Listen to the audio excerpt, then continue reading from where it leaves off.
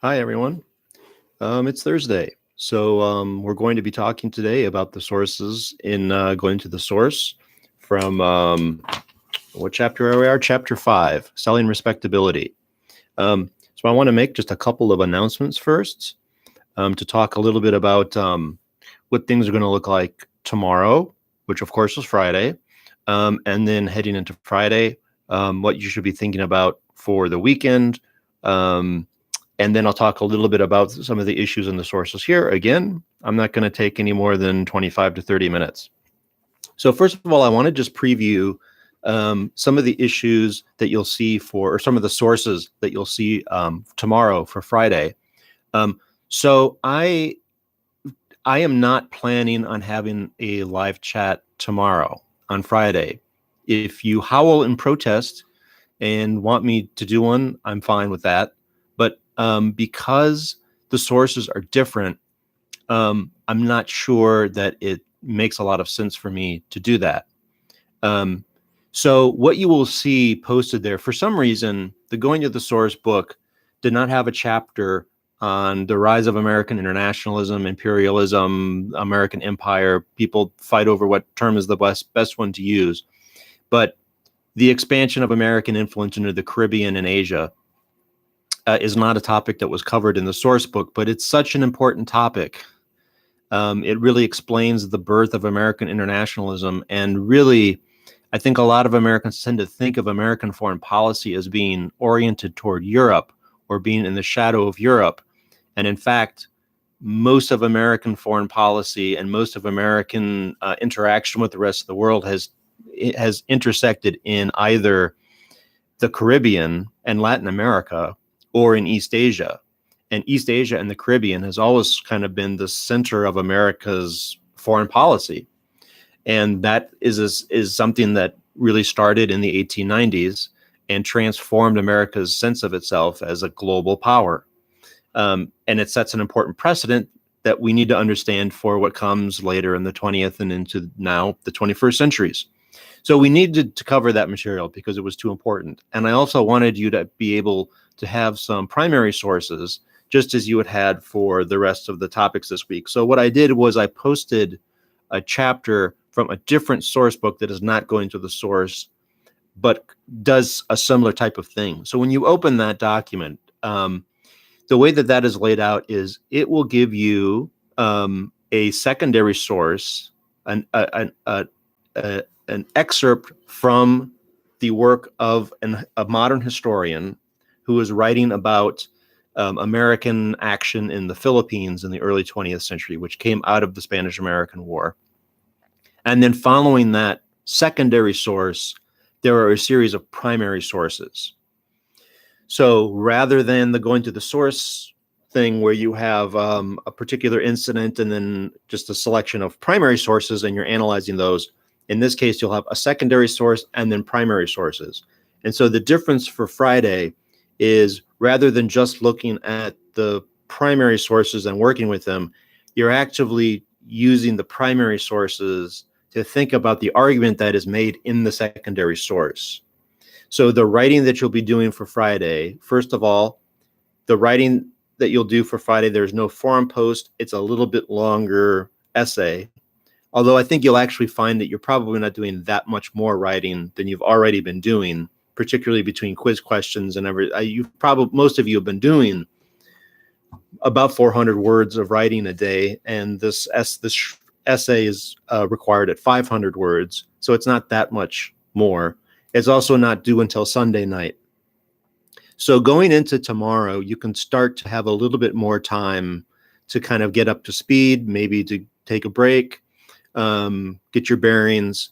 You'll have the quiz due tomorrow, like normal, and that's a normal quiz that will cover the textbook, the O'Connell video, and I think that's it.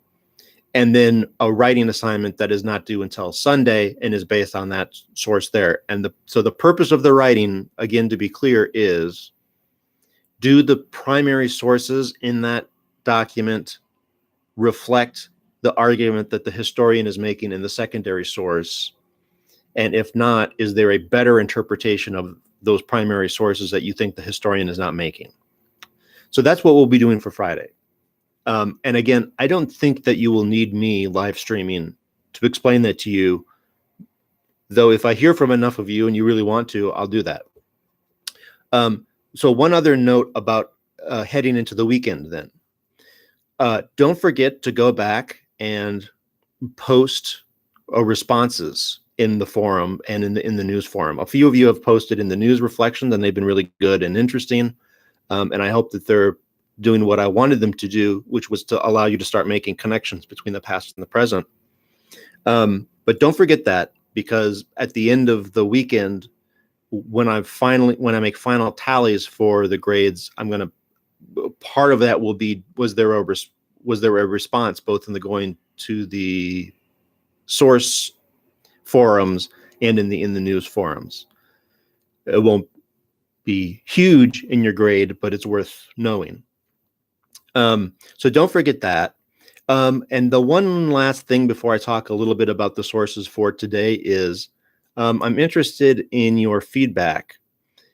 Now that we're a week in, but we're a third of the way in. And I want to know sort of how the class is going. And in particular, I want to know whether or not you feel that there are things that need to be modified, if there's overkill. And I'm also really curious about whether or not these little chats that I'm doing are helpful. I noticed that the very first one, a lot of people were watching it, and not everybody has watched the last couple. So I don't know if that's because people are able to do the assignments fine without it, or that this just isn't interesting. So if you could give me a little bit of feedback.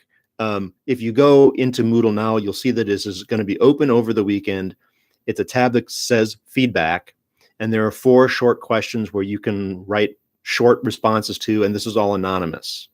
So I am genuinely looking just to know how the course is going for you, and if there's anything that we need kind of collectively to address that needs to be done, and if you have any feedback for me about what I'm doing in these conversations. Okay. So that's what you're looking for Friday and over the weekend. And I think you'll actually even get a little bit of a break from the class over the weekend, because the other work that you're doing isn't too excessive. Okay, so let's talk a little bit about the sources for today. These advertisements that come from the NAACP newspaper, The Crisis, edited by W.E.B. Du Bois, who was one of the great intellectuals. Let's forget African-American history. Du Bois is one of the towering intellectual figures in all of American history. He shaped sociology, history, political science. He's a giant of American intellectual life. And he had a very long life. He lived all the way till 1963, where in 1963 he dies having basically renounced his American citizenship and had become a socialist and moved to Ghana in Africa. So he's a really interesting character. In the 1910s, which is the period that we're looking at, Du Bois has moved to New York City. He's moved out of academia. He's become an editor and an activist with the NAACP, and he's the main editorial writer of the NAACP newspaper, The Crisis. And the crisis that he is referring to is the crisis of what was called, quote unquote, the Negro question. Du Bois very famously, in his landmark book, The Souls of Colored Folk, The Souls of Black Folk, excuse me, lays out early in that book. He says, this is published in 1905, and Du Bois says, the problem of the 20th century is the problem of the color line. The crisis is the problem of the color line.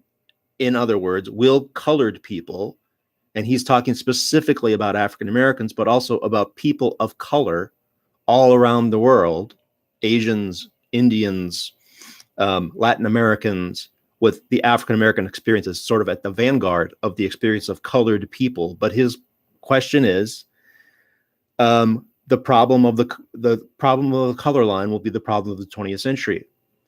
In 1905, there weren't a lot of other American intellectuals that were saying that.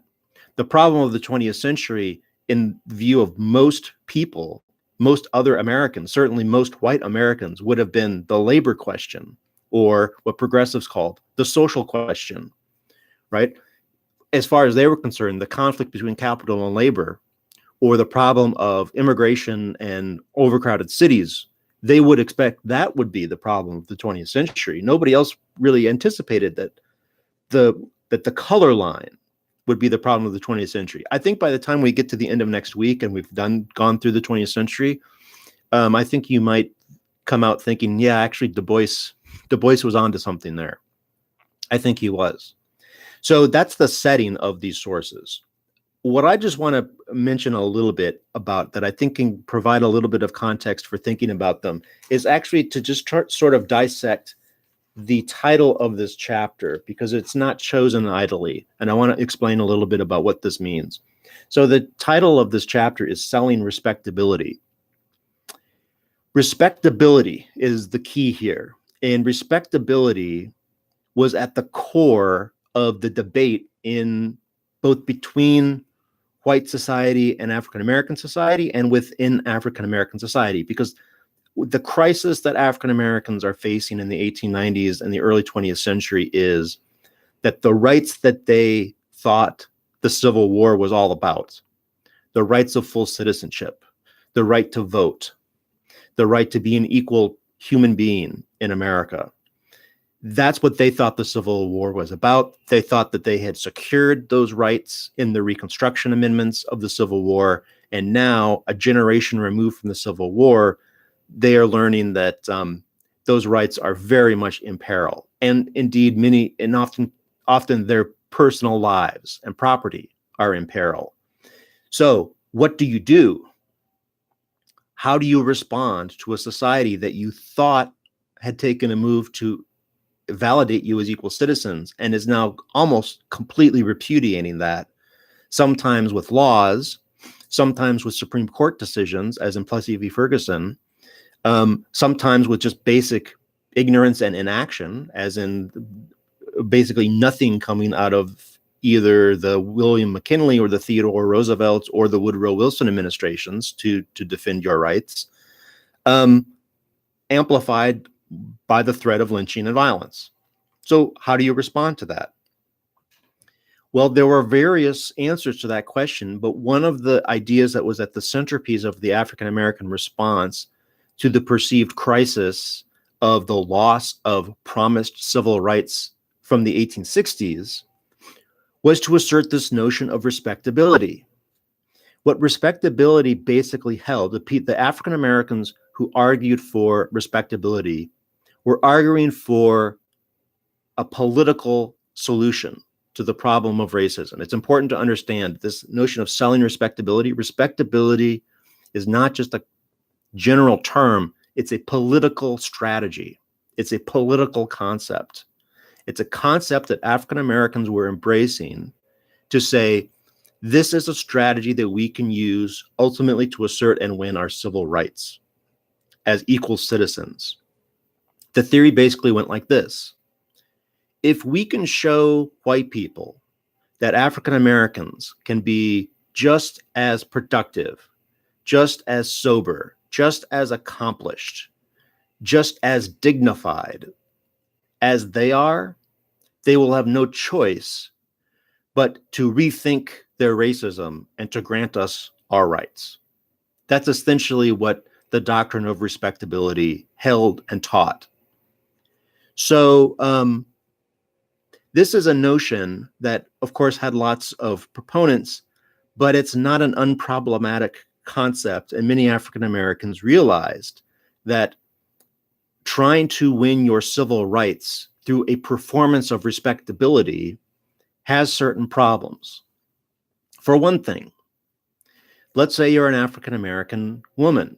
There were African American women who were very much drawn to the politics of respectability, but there were others who realized that, well, respectability in the white society was essentially based on a fairly blatantly patriarchal system in which white women were subordinate to white men. Respectable white women were respectable because they weren't out in the marketplace working, because they had rights to their children. and because they could look to their husbands for quote unquote protection. Well, African American women had been in a variety of the workforce ever since they came in slave ships. And as African American men often moved throughout the South looking for work, African American women had been in charge of their own families. They were often essentially the heads of their own households, and they continued to work in the labor force at a much higher rate than any other type of woman. So what does respectability mean if you're an African American woman? Is that the best solution for you, someone who has always worked in the wage sector and had her own wages or needed to work in the wage sector, right? What does respectability mean there? And do you really want African American men to be emulating a respectability that has been crafted by middle-class white men? Is there an alternative version of masculinity or family life or gender relations that might be more appropriate to your experience, that isn't simply emulating a society that has a lot that is attractive, but also a lot of flaws that African Americans clearly can see precisely because they've been excluded from it? Another problem with respectability, obviously, is the notion it's very elitist. It's very classist. It presumes, often explicitly, that there is a small group of African Americans that are especially gifted and especially talented and especially privileged, and that they need to be essentially separated from the mass of other African Americans, and only then can white people realize, oh, well, African Americans, there are different types of African Americans. Once we realize that there's an elite class of African Americans, we can't say that they are all incapable of learning or incapable of achieving things. How does this strike the average African American sharecropper in the South? How does it strike the African American who moves from Mississippi to Pittsburgh to work in a steel mill and is working 70 hours a week in a horrible conditions in a foundry for a pittance, half the pay of white workers? Does this notion of a sort of elite emerging to lead the people, how does that strike one? The other issue that might be at play here in respectability politics is, this is a white middle class notion of respectability that is both patriarchal and is rooted in capitalism. And so African Americans, as people who had been sort of on the outside of that system looking in, might have a variety of different responses to this. For instance, it was, of course, the strange version of plantation capitalism that had brought African Americans as slaves. So we can understand if some of them would be a little bit skeptical of whether or not they want to embrace this system. Do you want to become capitalists like white capitalists? Maybe the solution, some African Americans would say, is to create our own entirely separate economy and say, we want to show our respectability as capitalists, but as completely black capitalists, a totally separate black economy.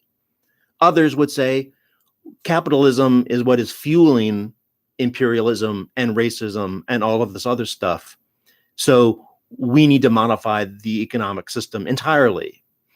Others would say we need to join, we need to find alliances across racial barriers with white workers and immigrant workers, and maybe have a more worker-centric, quasi-socialist mixed economy that way.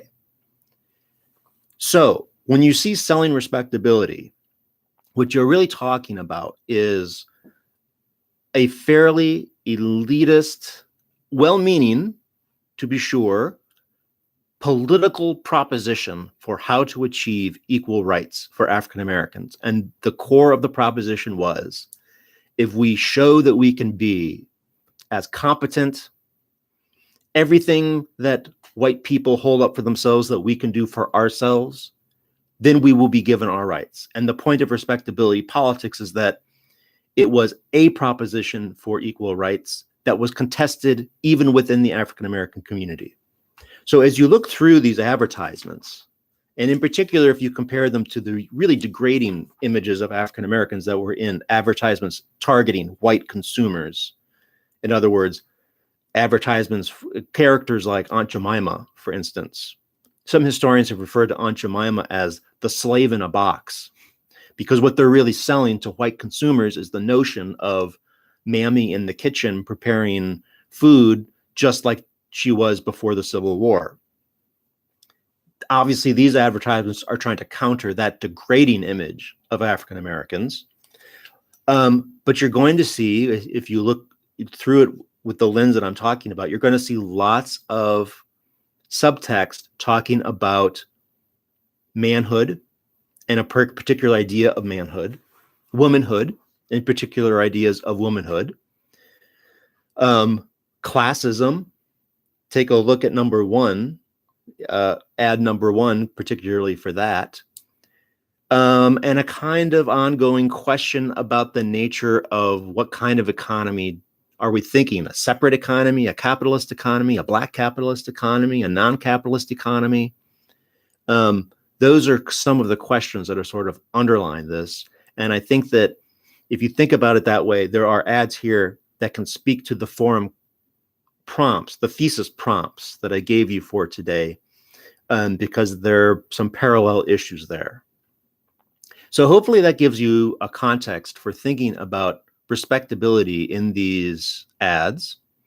I will be looking forward to seeing what you write about it, to reading your response for Friday.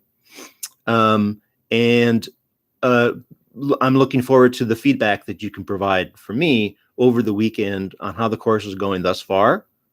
And I will plan on seeing you back here on Monday. Okay, have a good weekend, everybody.